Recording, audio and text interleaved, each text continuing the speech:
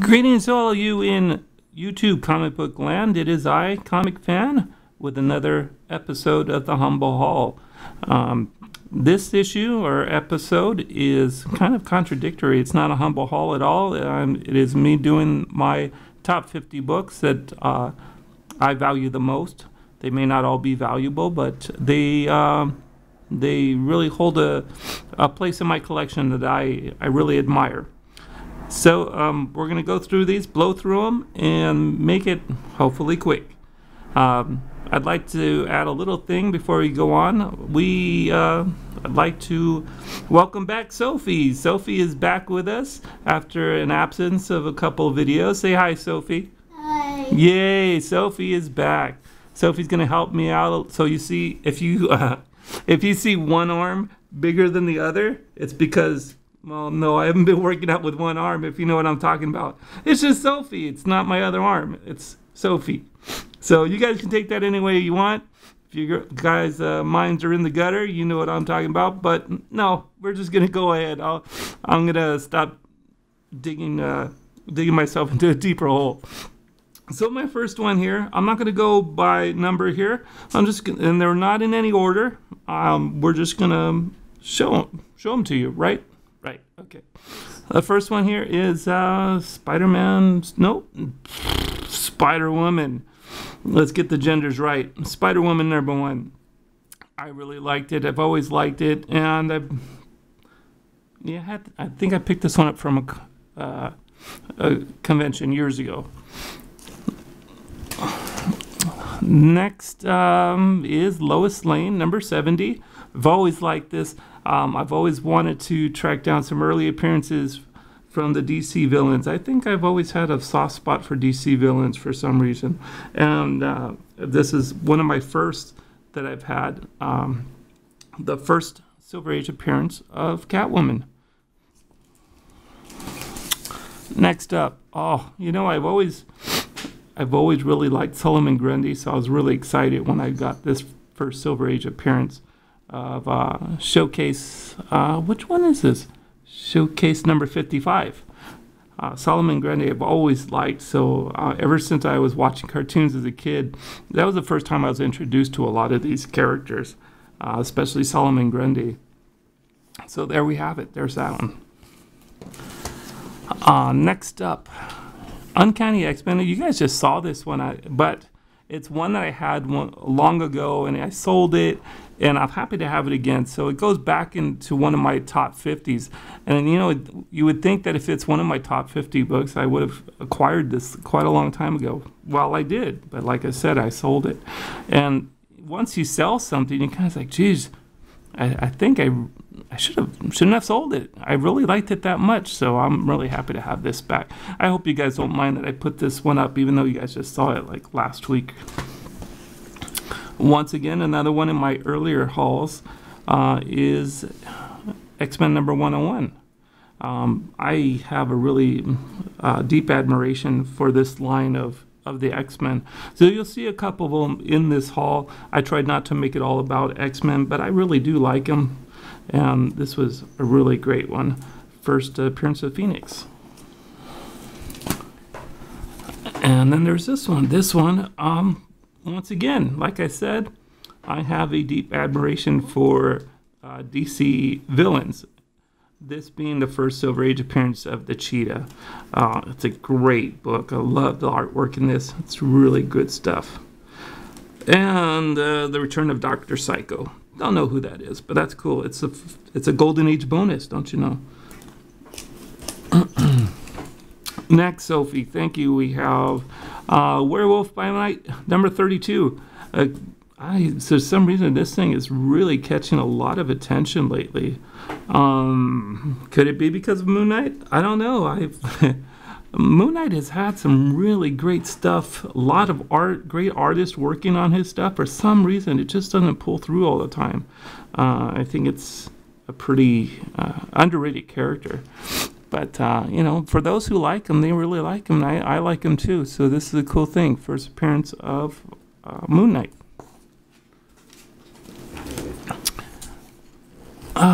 We all know that this is Amazing Spider-Man 121. I've acquired this a couple months ago, and it's definitely going to be in my top 50. It's a book that's a great milestone in the Amazing Spider-Man storyline. Oh, here's one. This one I really like a lot. Not just because it's Amazing Spider-Man #9. I've always been a fan of Electro. Of course, this is one of them I had to have. I had to go hunt down. I've always been able to hunt it down, but never had the cash flow to do it. But luckily enough, I went to my kids' room, busted open their piggy banks, you know, and lo and behold, they had enough money for me to buy this. I'm sorry, Sophie. I'm really sorry. I didn't want to tell everybody that, but the truth is out. I robbed my kids' piggy bank to get this one. Nah, okay. Sophie knows it's not true because there's plenty of money in that piggy bank and it's still there. But anyway, in all truthfulness, my wife actually bought this one for me. So it's a very very great thing that she's done for me, and she's not one that's really into comics, which really makes me even more grateful to have it. So that was a cool thing. This one here, another one of those books that I sold a long time ago, and I'm happy to have it back. The Amazing Adventures of the Beast. Not just the Beast, the furry Beast, the first appearance of the Beast with fur, Amazing Adventures #11. It's a great story. I'm not really, I'm a bigger fan of the Beast with fur than the one without. It's just, I don't know, I guess the artwork was done very well. The next couple of books we have were a present from Sophie's grandma, my mom. Yay for grandma. Grandma spends a lot of money, huh? Yeah, grandma's probably... Spoiled. Yeah, she spoiled me, she spoils you. And, you know, about 20 years ago, she bought me these. My mom was another one of those people that wanted to see you happy, even though she's not a big admirer of comic books. She wanted to see me happy that day on my birthday. So this next couple of books I got on my birthday quite a few years ago. The next 3 books include... Yeah, so the next 4 books, there we go. Strange Tales #107. This was the beginning of the storyline that featured the Human Torch and the Submariner. It was really cool because I really like this version. The Submariner was really great. It almost reminded you of the Golden Age Submariner. And that was really cool. It's one of my earlier appearances of them, although I don't have a Submariner #1. I believe this outdates that one. So this is probably cooler, and I really appreciate that. Thanks, Grandma. Along with that, she got me Batman #181, first appearance of Poison Ivy. Very happy about this one because I had never known this, but I was always left to assume that the centerfold poster was not in this. And just moments ago I opened it up before I did the video, and I'm happy to announce that yes, it is in there. It is in there. I don't really want to open this up because I'm always so afraid of opening up these books that I'm going to get a tape pull. But it's in there. Along with that, she got me the first Silver Age appearance of the Riddler. Pretty good shape. I was really happy. I couldn't believe she wanted me to have these, but I was so thankful. Still thankful to this day. So she got me this. I was really happy about that. It's one of my earlier Batmans. The next one is the last one from Grandma. The next one is the last one from Grandma. Batman 189, right? Yep, Batman 189. First Silver Age appearance of the Scarecrow. Not much left to be said about that. That is what it is, right? But I'm pretty happy. Great. This one, funny, not a funny story. It's one of my first Comicfan purchases. This is the first Silver Age appearance of the Red Skull. Really good stuff because it shows Captain America in World War II stuff, which, if you guys all know that trying to find Captain America with World War II is really expensive. So I settled for this, Tales of Suspense number 65. Good enough for me. Of course, I'd really like to have the earlier stuff, but this was a good start for me when I went to my first comic book show. Another one here, one of my favorites as well as far as Amazing Spider-Man is concerned. First appearance of Mary Jane Watson. I love this book so much because it has that favorite saying of hers. It says, "Face it, Tiger, you just hit the jackpot." She was pretty self-confident. That was pretty cool. Good writing in that. Oh, here we go. This one, you know what? I put this up because it's Todd McFarlane, good stuff.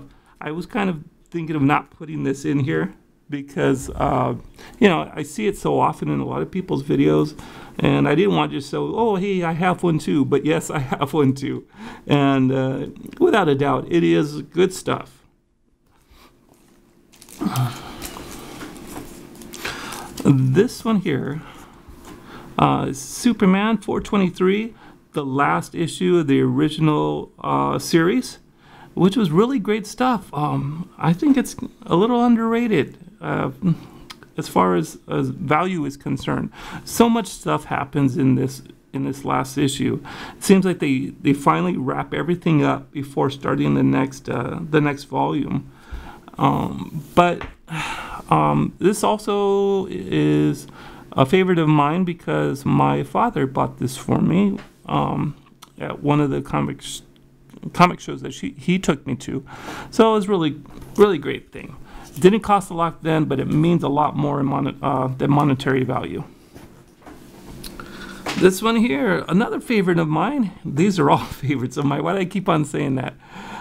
This one here. You know what? I was actually looking for this in my stack. I couldn't find it, but Sophie found it for me. Thanks. This is Beware the Claws of the Cat. It's a bit of a defect on this one. I think I have the other one in here. Sophie, if you can dig through those and find, that's fine. That's fine. But this is a favorite of mine because they forgot to put some ink on this one. It's Beware the Claws of the Cat. It's always been a favorite character of mine. If it's not in there, that's cool. I'll show it to him later. I don't see it. It's not, huh? Maybe it's in this stack here. Excuse me, guys. Okay. So anyway, while Sophie looks through that, you'll notice that a lot of this is completely blue. What they forgot to do is finally put a layer of black ink on there. So I find that pretty interesting. It's a really cool thing to have. But, here we go. Thank you, Sophie. So this is what I'm talking about. You can see, obviously, the difference in the two. That there was some black ink missing on that one. And it's, I'm not always looking for defective covers, but this one kind of dropped in my lap, and I said, oh, that's pretty cool. You don't see that every day. So I kept it. It was a really cool thing to have. All right, now we're going to go into my little fascination with cartoon books. Cartoon books have always been a favorite of mine, although they don't have as much of a presence in my collection. I still have admiration for them. But this one was one of the books back in the 80s, Boris the Bear. Boris Bear was known for mutilating and destroying other cartoon characters. Such a funny thing. So as you can read from the title, it's Boris the Bear slaughters a teenage radioactive black belt mutant ninja critters. And anybody who was a child of the 80s remembers that in the 80s we had a lot of mutant animal characters. That, fine example was the Teenage Mutant Ninja Turtles, radioactive black belt hamsters, all kinds of stuff, fish police, you name it. It was just like any kind of thing. Yes, there was a fish police. Although I don't think Boris took care of the fish police, he definitely hacked up the Teenage Mutant Ninja Turtles. Cool stuff, a little controversial, but funny nonetheless. Next up, This one is, I'm just happen to be a admirer of Frank Cho's and his work, and that's all it really comes down to. He has some interesting artwork, just something that I've always admired. It's very similar to the other stuff I admire in my collection. So, as you all know, in my other hauls, I'm always looking for Liberty Meadows, and this is just Liberty Meadows #1. This is a favorite of mine because we have the first appearance of not Josie, but Josie and the Pussycats, and it was a favorite of mine when when I was watching cartoons as a kid, and very happy when I came across this and say, oh, I finally have an appearance. This one at an antique store? This one I found at that antique toy store. Oh, yeah. Yeah. So then I found it for $5, so I was really happy with the price. I've found another one since then, but not nearly as affordable. I found it for like $75. I said no thank you to that and hello to that one. This one was in one of my earlier hauls, Journey into Mystery #103. Very excited to have this. The first appearance of the Enchantress. I would also like #102, but 102 seems to be a little out of the price range for the grade I'm looking for. But it will happen, believe me. Knock on wood. It's a great thing to have. I love this one. All right. One of my favorite covers is this one here. Incredible Hulk 141. First appearance of Doc Samson. Really good stuff. I think this is this a Herb Trimpe cover? I believe so. Yes, Herb Trimpe cover. I always liked Herb Trimpe. Sorry to hear about his passing, but this is one of my favorite covers that he has. It almost kind of looks like a Japanese anime kind of feel to it. At least that's what I get when I look at Doc Samson. So there's that. Another one here. Oh, Shauna the She-Devil #1. It's one of my favorite covers as well. A lot of stuff going on. Other than that, I have a thing for Jungle Women. I'll leave my wife out of that. She's not a Jungle Woman, but Jungle Woman art, I'm into. Good stuff. Super Friends, talking about comic book art that features cartoons that I used to watch. This is it. Super Friends was it for me when I was watching cartoons as a kid. You know, it just was a really cool thing. They introduced a lot of characters in the comics that you thought you'd never see in a cartoon. And when I saw this, oh man, it was a cool thing. Brought me back memories of stuff I watched in my childhood. Good stuff. Always liked them battling the Legion of Doom. Good stuff. Marvel Premiere #1, The Power of Warlock. Excellent cover. Really like this cover. I love Adam Warlock. I also like the artists that work on him. Starlin's always great. I've always liked Starlin work. This cover struck out to me. This one being done by Gil Kane. Good stuff. Really good. And then we have another Spider-Woman comic, Spotlight #32. I tend to like Spider-Woman #1 a little bit more because I'm a little bit more favorable in the costume in that one. This one with kind of a skull cap, I like it. It's good stuff. It was a really good idea. But yeah, that is to that one. That's all there is to that. Oh, hey, another comic book relating back to my cartoons I used to watch. This was also another one, great one for me. Battle of the Planets #1, done by Whitman. Great comic book, great movie. I love this kind of stuff. I wish I had more of it, but it's good stuff. Another book to just show. This was a great cartoon also as a kid. The Batman Animated Adventures. Good stuff. This one, I'll finally have to say, this is the one comic book that I bought off the rack. It is the original that I did take off the rack at a comic book store. So $1.25 in tax is probably what it cost me, and I've had it ever since. It's probably one of the very few books I had from the racks that I still have. I'm glad I kept it. The First appearance of Harley Quinn. Yeah, Not and Mad Love. no. Yeah, so that's the first appearance of Harley Quinn. Good observation, Sophie. You're on top of things. Good. Okay.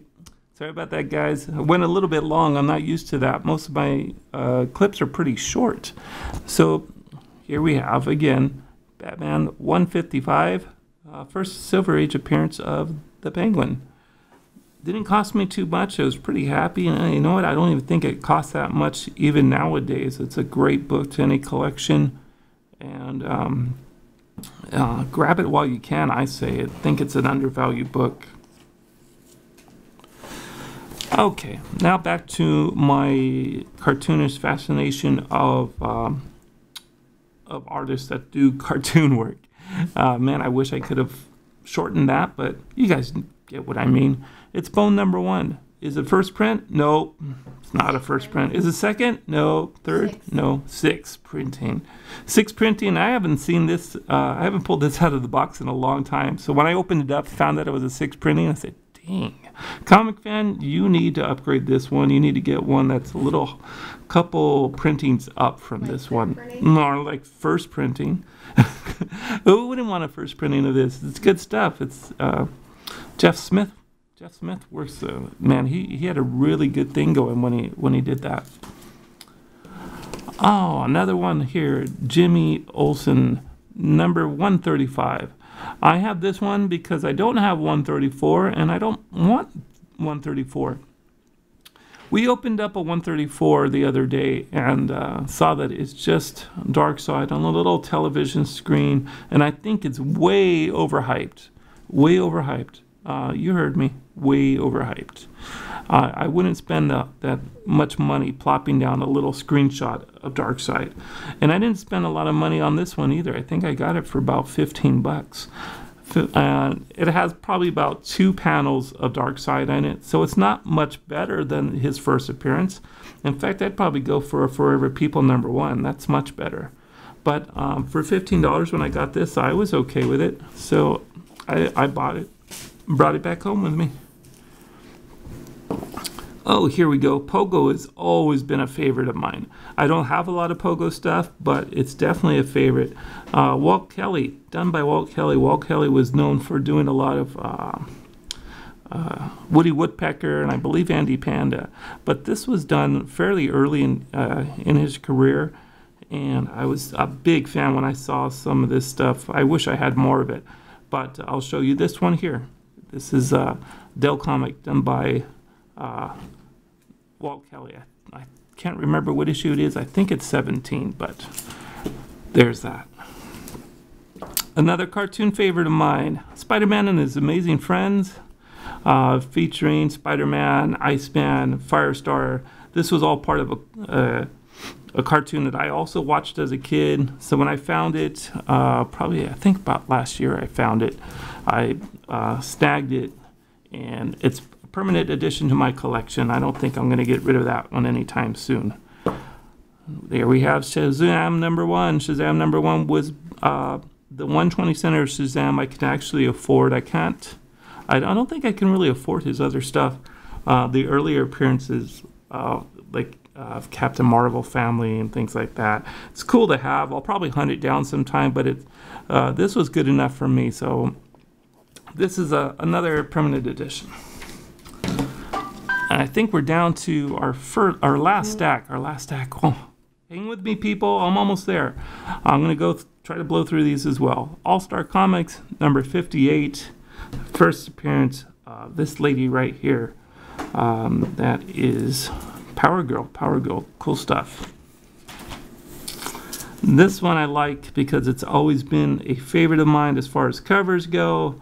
Action Comics number 457.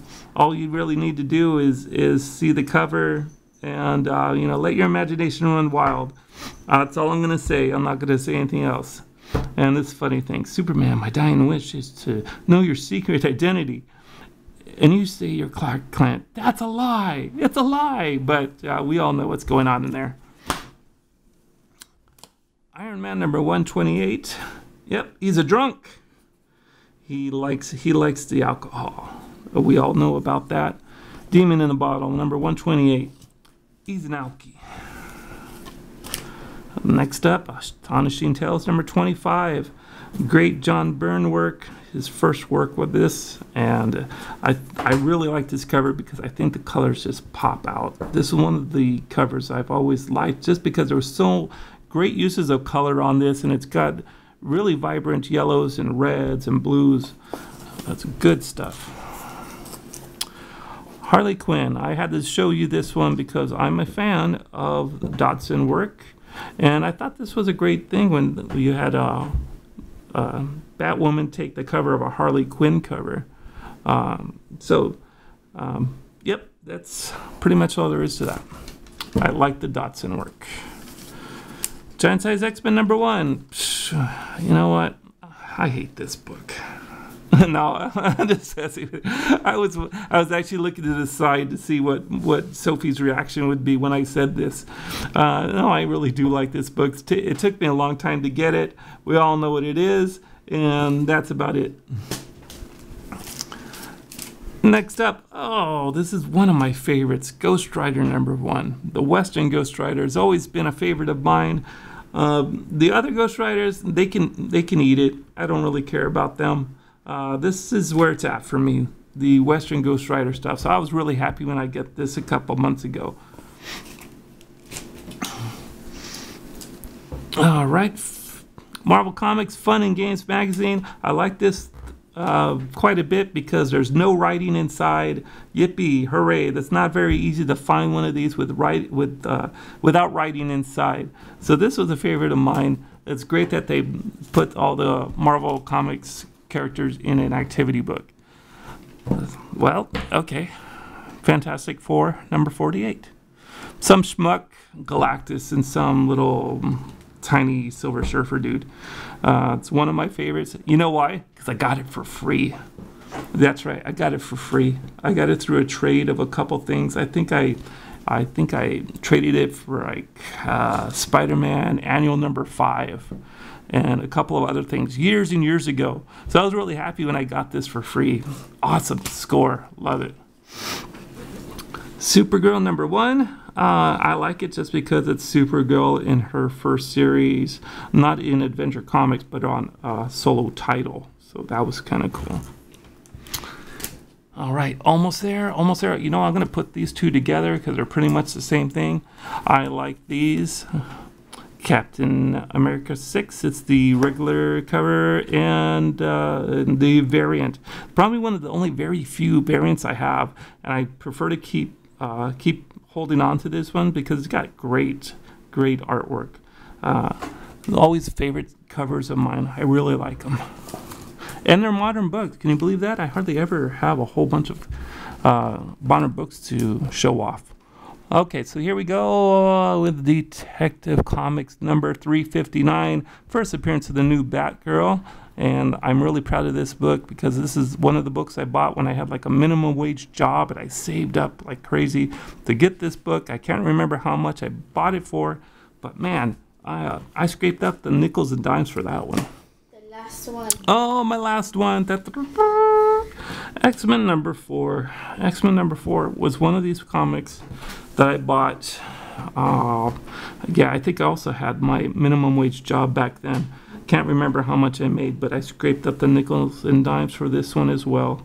And I think it ended up costing me 50 buckaroos, $50. We all know what that is, but this is one of my favorites because it just meant so much to me because I had to save so much for it. So anyway, that is it. That's all we have for my top 50. I hope you enjoyed it. I'll be back probably in a couple of weeks with a normal humble haul, but I'm so glad I was able to show you some of the stuff that I really admire and I have in my collection. I haven't really done that yet, so I really appreciate it. Thanks for your time.